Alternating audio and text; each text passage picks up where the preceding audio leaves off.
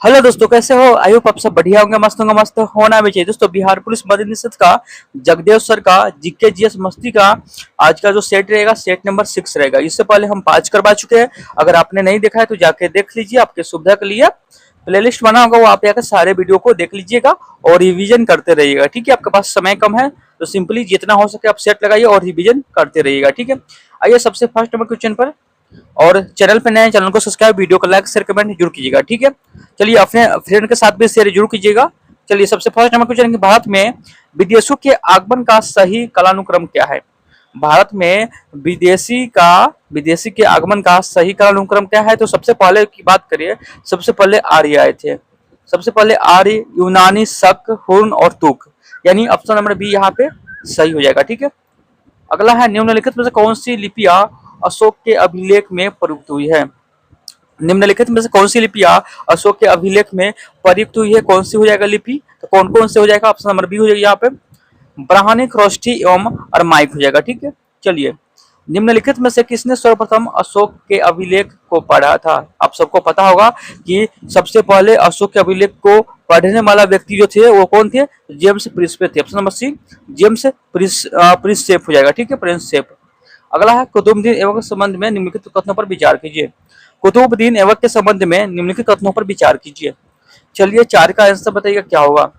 यह एक तुर्क गुलाम था, बिल्कुल गई, ये गुलाम नहीं था। उसके दिल्ली को अपनी राजधानी बनाया, तो ये सही हो जाएगा। उसने तराइन युद्ध के बाद भारत में सल्तनत का विस्तार किया, ये गलत हो जाएगा। यानी ऑप्शन नंबर बी यहाँ पर सही होगा, यानी सिर्फ 2। ठीक है, याद रखिएगा। चलिए आगे देखते हैं, निम्नलिखित में से किसने अपनी राजधानी मुर्शिदाबाद से मुंगेर स्थानांतरित की?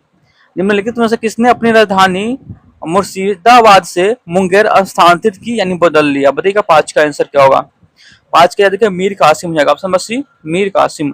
1897 की क्रांति में महान नायक वीर कुंवर सिंह की स्मृति में विजयोत्सव यानी विजय समारोह किस तिथि को मनाया जाता है? बताइएगा 6 का आंसर क्या होगा। विजय समारोह जो मनाया जाता है वो किस तिथि को मनाते हैं? तो याद रखिएगा 23 अप्रैल। ऑप्शन नंबर बी, 23 अप्रैल। चलिए आगे देखते हैं, महात्मा गांधी के राजनीतिक जीवन के निम्न घटनाओं पर विचार करें। महात्मा गांधी के राजनीतिक जीवन की निम्न घटनाओं पर विचार करें। और यहाँ पे दिया गया है, उपयुक्त घटना का सही क्रमानुक्रम में सजाए। चलिए 7 का बताइएगा कौन होगा। 7 का सबसे पहले होगा चंपारण सत्याग्रह। उसके बाद होगा अहमदाबाद मीर हड़ताल 2 नंबर में। और उसके बाद कौन होगा? उसके बाद खेरा 3 नंबर में। उसके बाद असहयोग 4 नंबर में। यानी ऑप्शन नंबर यहाँ पे डी से हो जाएगा। ठीक है, याद रखिएगा, ऑप्शन नंबर डी। अगला है, निम्न में से किसने महात्मा गांधी को आदेश दिया था कि वो भारत में प्रथम वर्ष खुले कान पर मुंह बंद कर व्यक्तित्व करे? यानी निम्नलिखित में से महात्मा गांधी को आदेश दिया था, यानी आदेश दिया था कि वो भारत में प्रथम वर्ष खुले कान पर मुंह बंद कर व्यतीत करे। चलिए बताइएगा इसका आंसर क्या होगा। 8 नंबर क्वेश्चन का आंसर बताइएगा। 8 का याद रखिएगा, option number D, Gopal Krishna Gokhale. Option number D, Gopal Krishna Gokhale. चलिए 9 नंबर क्वेश्चन पर आते हैं, और काफी इंपोर्टेंट क्वेश्चन सब है, तो सिंपली रिवीजन करते रहिएगा। रोलेट एक्ट के विरोध में निम्न में से किसने लगान न देने का आंदोलन चलाने का सुझाव दिया? रोलेट एक्ट के विरोध में निम्न में से किसने लगान न देने का आंदोलन चलाने का सुझाव दिया, ये पूछ रहा है। याद रखिएगा, Swami Shraddhanand. Option number D, Swami Shraddhanand. चलिए अगला है, उस विकल्प का चयन करें जो असहयोग आंदोलन के दौरान अपनी वकालत की पढ़ाई छोड़ने वाले में शामिल नहीं थे। उस विकल्प का चयन करें जो असहयोग आंदोलन के दौरान अपनी वकालत की पढ़ाई छोड़ने वालों में से शामिल नहीं थे। कौन हो जाएगा? 10 का बताइएगा आंसर। याद रखिएगा, तेज बहादुर सप्रभु। ऑप्शन नंबर डी, तेज बहादुर सप्रभु। धर्म सुधार आंदोलन का नेतृत्व किसने किया? धर्म सुधार आंदोलन का नेतृत्व किसने किया? 11 का बताइएगा।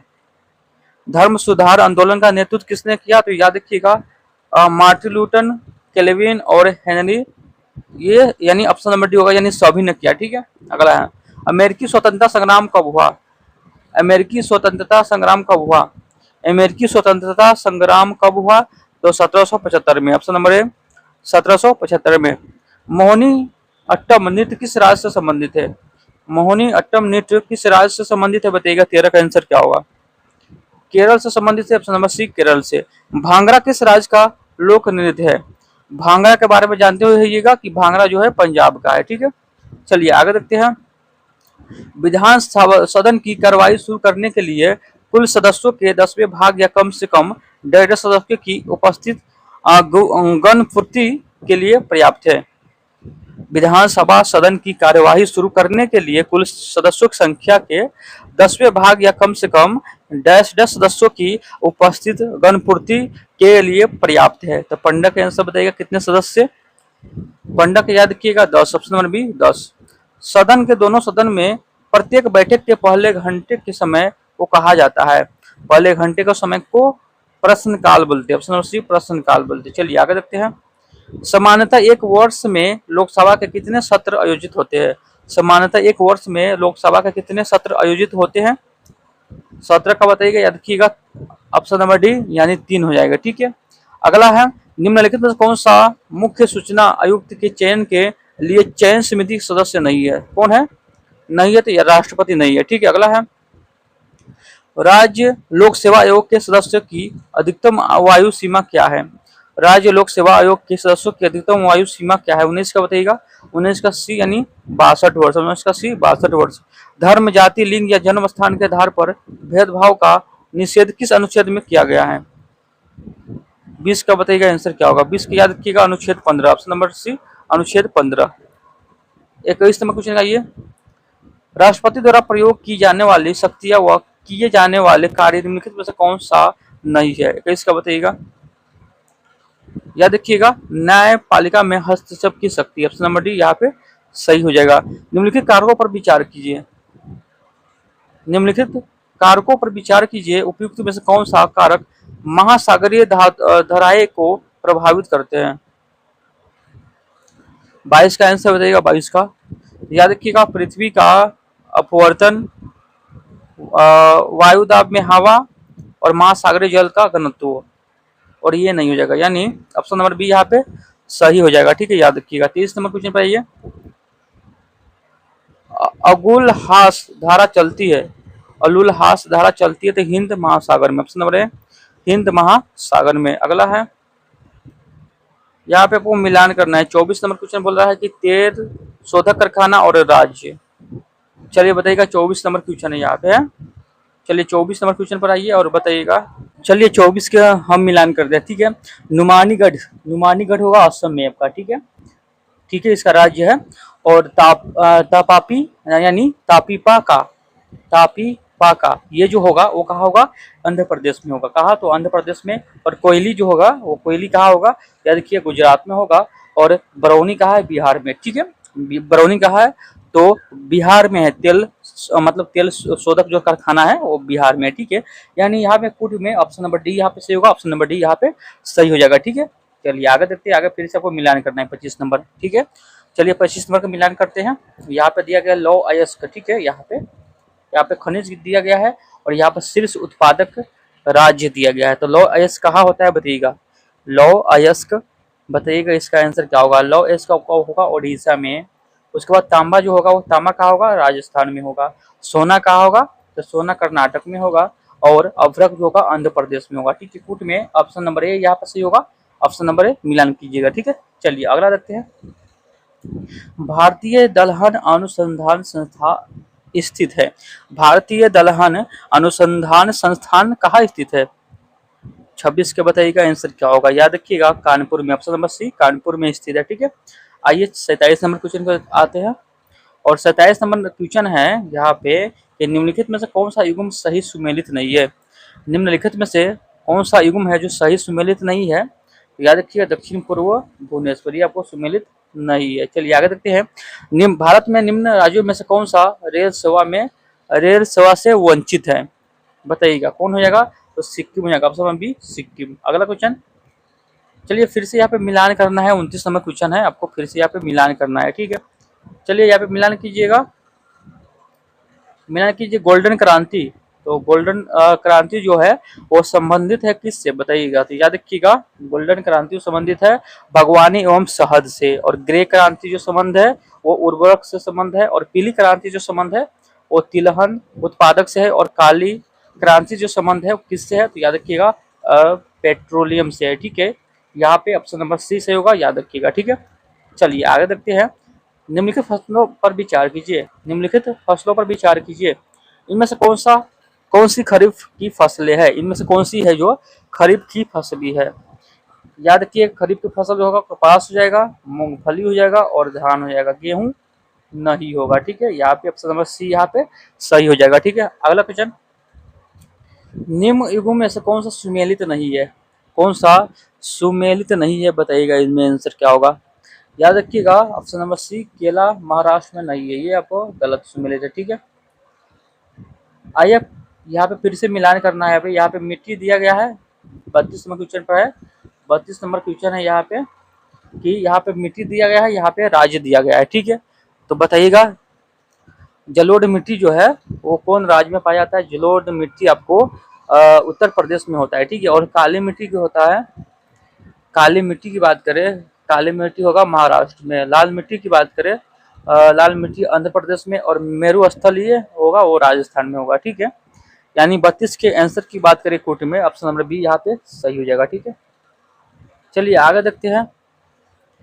गरीबी रेखा निर्धारित करने का मुख्य आधार है, गरीबी रेखा निर्धारित करने का मुख्य आधार क्या है बताइएगा, मुख्य आधार जो है वो क्या है बताइएगा, इसका आंसर क्या होगा। 33 का आंसर बताइएगा क्या होगा। 33 का याद कीजिएगा न्यूनतम उपभोग आवश्यकता, ऑप्शन नंबर सी यहाँ पे सही हो जाएगा। पीडीएच के अंतर्गत कौन सी वस्तु समानता वितरित नहीं की जाती है बताइएगा, 34 का आंसर क्या होगा। 34 का याद रखिएगा petrol, petrol option number D यहाँ पे सही हो जाएगा। निम्न में से कौन सा प्राथमिक क्षेत्र का कार्य है, प्राथमिक क्षेत्र में कौन सा आते हैं, तो प्राथमिक क्षेत्र में जो आता है मछली पालन आता है, ऑप्शन नंबर सी मछली पालन। द्वितीय क्षेत्र का मुख्य कार्य बताइएगा, द्वितीय क्षेत्र में कौन आते हैं बताइएगा। 36 नंबर क्वेश्चन पर आइए। द्वितीय क्षेत्र में द्वितीय क्षेत्र का मुख्य कार्य क्या होता है, तो याद रखिएगा कच्चे माल को तैयार वस्तु में बदलना, ऑप्शन नंबर बी यहाँ पे सही हो जाएगा। 36 का याद रखिएगा। चलिए आइए 37 नंबर क्वेश्चन पर आते हैं। तृतीय क्षेत्र के विकास का प्रमुख कारण क्या है, तृतीय क्षेत्र का विकास का प्रमुख कारण क्या है बताइएगा, 37 नंबर क्वेश्चन का आंसर। 37 का बी याद रखिएगा सेवाओं की बढ़ती मांग, ऑप्शन नंबर बी सेवाओं की बढ़ती मांग। बैंकिंग में ऋण का अर्थ क्या है, बैंकिंग में ऋण का अर्थ क्या है, अर्थ इसका बताइएगा, याद रखिएगा उधार देना। SHG का मुख्य लाभ क्या है बताइएगा, SHG का मुख्य लाभ क्या है, 39 का बताइएगा। 39 का भी गरीबी को सस्ता ऋण उपलब्ध करवाना, गरीबों को सस्ता ऋण उपलब्ध करवाना। द्रव्यमान और त्वरण के गुणनफल को क्या कहते हैं, द्रव्यमान और गुणनफल को क्या कहते हैं, याद रखिएगा बल कहते हैं, ऑप्शन बी बल कहते हैं। आइए फिर से आपको सुमेलित करना है यहाँ पे। ठीक है, 41 का आंसर बताइएगा कौन सा सुमेलित है, आपको यहाँ पर सुमेलित करना है। ठीक है, तो सिंपली पार्टी का आंसर दे दीजिएगा। तो वाट जो होगा वो शक्ति क्या है मात्रक। ठीक है, और नॉट, तो नॉट होगा समुद्री जहाज की गति, और नॉटिकल मिल, नॉटिकल किसका होगा, नौ संचालक से होगा। ठीक है, और कैलोरी जो होगा उष्मा होगा। ठीक है, याद रखिएगा ऑप्शन नंबर सी यहाँ पे फुट में सही हो जाएगा। ठीक है, आइए अगला क्वेश्चन पर आते हैं। निम्नलिखित प्राकृतिक तथ्यों पर विचार कीजिए, निम्नलिखित प्राकृतिक तथ्यों पर विचार कीजिए, इनमें से किस तथ्य के कारण मरीचिका बनती है। मरीचिका का नाम सुने होइएगा, पढ़े होइएगा, वो बनती है बताइएगा। 42 का बताइएगा आंसर क्या होगा। तो याद रखिएगा स्थलीय ताप और प्रकाश के विवर्तन के कारण। ठीक है, सॉरी विवर्तन के कारण तो नहीं होगा। ठीक है, यहाँ पे होगा प्रकाश के अपवर्तन के कारण होगा, यानी 1 और 3 सही होगा। ठीक है, अपवर्तन के कारण ऑप्शन नंबर सी यहाँ पे सही हो जाएगा। ठीक है, जब पानी में नमक मिलाया जाता है तो निम्न में से कौन सा ये देखते हैं कौन सा परिवर्तन होता है, जब पानी में नमक मिलाते हैं तो कौन सा परिवर्तन होता है बताइएगा। 43 का बताइएगा, याद रखिएगा कोठनाट बढ़ जाता है और जमाव बिंदु घटता है। ठीक है, ऑप्शन नंबर यहाँ पे ए सही हो जाएगा। निम्न में से कौन सा अर्धचालक है, निम्न में से कौन सा अर्धचालक है, 44 का बताइएगा। याद रखिएगा सेरी मिक्स हो जाएगा, ऑप्शन नंबर सॉरी यहाँ पे कौन कौन पूछ रहा है, सही उत्तर का कैंसर कौन कौन है यहाँ पे अर्धचालक है, बताइएगा 44 का। देखिए सिलिकॉन हो जाएगा और जर्मेनियम हो जाएगा, ठीक है यहाँ पे, यानी ऑप्शन नंबर सी यहाँ पे सही हो जाएगा। अगला क्वेश्चन,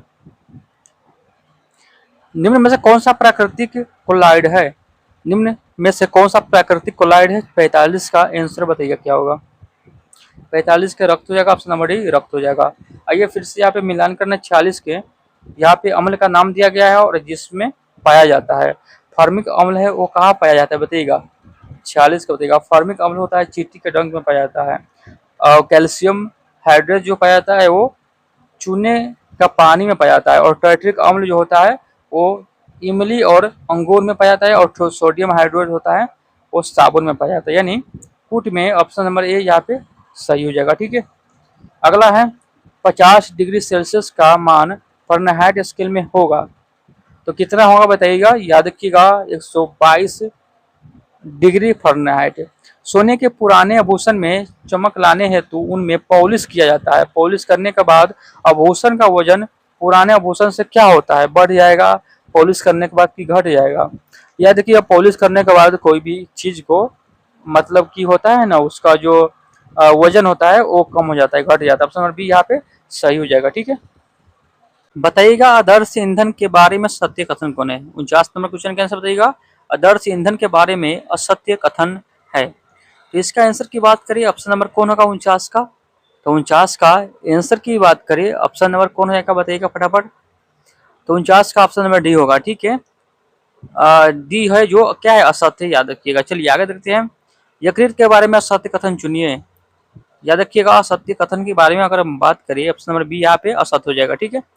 चलिए आगे देखते हैं, निम्न युग्म पर विचार कीजिए, मानव दंत सूत्र 21-23 और वासा का डायग्लिस रोइड में टूटना लाइपेज ये सही होगा, और बिलरुबिन एवं बिलीवर्डिन ये पित्तवर्धन होगा, यानी ऑप्शन नंबर डी 1, 2, 3 होगा, ठीक है। जल एवं अल्कोहल का अवशोषण निम्न में से कहा होता है, जल एवं अल्कोहल का अवशोषण निम्न में से कहा होता है, 52 का बताइएगा आंसर क्या होगा। 52 का ऑप्शन नंबर सी अमाशय में होता है, ठीक है। निम्न में से किसमें श्वसन कोलोम द्वारा होता है, निम्न में से किसमें श्वसन कोलोम द्वारा होता है, 53 का आंसर बताइएगा। 53 के ऑप्शन नंबर यहाँ पे कौन होगा, ऑप्शन नंबर यहाँ पे सी होगा, यानी जलीय अथ्रोपिंडा तथा मेलेस्को में, और उसके बाद होगा 53 का बताइएगा, उसके बाद क्या हो जाएगा, उसके बाद होगा आपको मछलियां में, यानी 1 और 3 यहाँ पे सही हो जाएगा, ठीक है। निम्नलिखित में से फेफड़ों की रचना होती है, निम्नलिखित में से फेफड़ों की रचना होती है, 54 का बताइएगा। 54 का याद रखिएगा, श्वसनी श्वासनिका को और कुफिकाओं के जखिल जल में, यानी ऑप्शन नंबर ए यहाँ पे सही हो जाएगा। अगला है, मानव श्वसन के संदर्भ में निम्नलिखित चरणों को उचित क्रम में व्यवस्थित कीजिए, 55 का बताइएगा।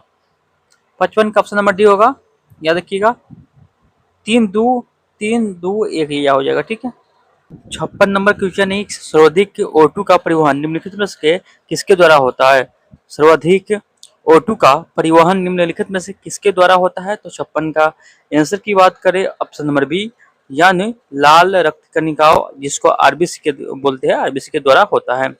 ऑपरेशन सिस्टम का उदाहरण कौन सा है, ऑपरेशन सिस्टम का उदाहरण कौन सा है, तो याद रखिएगा Windows, option number B Windows. निम्नलिखित में से कौन सा नवीनीकरणीय संसाधन है, निम्नलिखित में से कौन सा नवीनीकरण संसाधन है, 58 का बताइएगा आंसर क्या होगा। 58 का याद रखिएगा, ऑप्शन नंबर कौन होगा, चलिए आगे देखते हैं, ऑप्शन नंबर यहाँ पे सी हो जाएगा, यानी सौर ऊर्जा, ठीक है, सी यानी सौर ऊर्जा।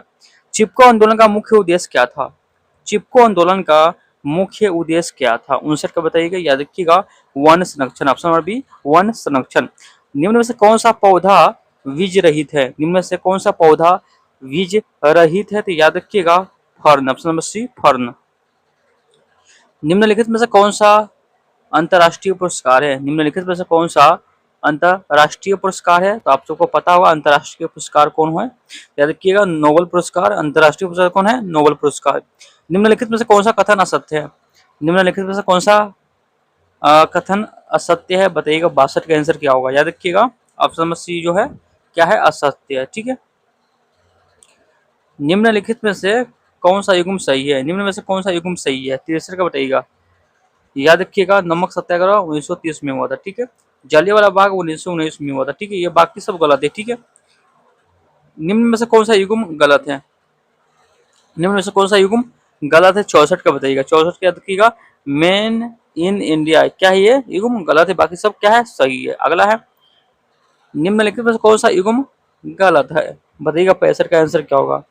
65 का डी, टेनिस मिल्खा सिंह, ये आपको गलत हो जाएगा।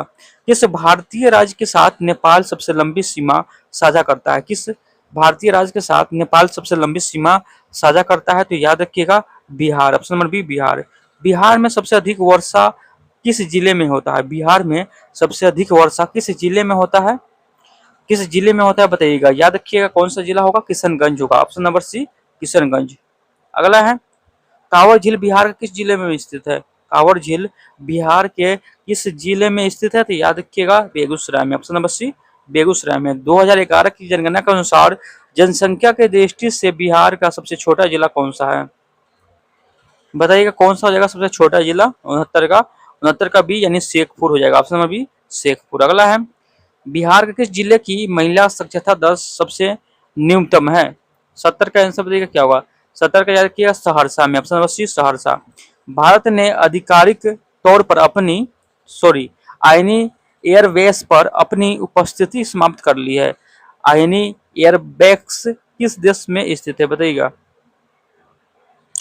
71 का बताइएगा, याद रखिएगा ताजिकिस्तान में, ऑप्शन नंबर ए ताजिकिस्तान में। अगला है, भारत फरवरी 2026 में किस शहर में बहुपक्षीय नौसेना अभ्यास मिलन 2026 की मेजबानी किया? 72 का बताइएगा, याद रखिएगा Visakhapatnam, option number B Visakhapatnam. 76 नंबर क्वेश्चन है कि संन्यास की घोषणा करने वाले भारतीय खिलाड़ी रोहन बोमस किस खेल से जुड़े हैं? तो किस खेल से जुड़े हैं? तो याद किया टेनिस से, ऑप्शन नंबर ए टेनिस से जुड़े। कौन सा देश 2026 एशियाई युवा तीरंदाजी चैंपियन की मेजबानी करने वाला है? तो कौन? तो याद रखिएगा संयुक्त अरब अमीरात, ठीक है।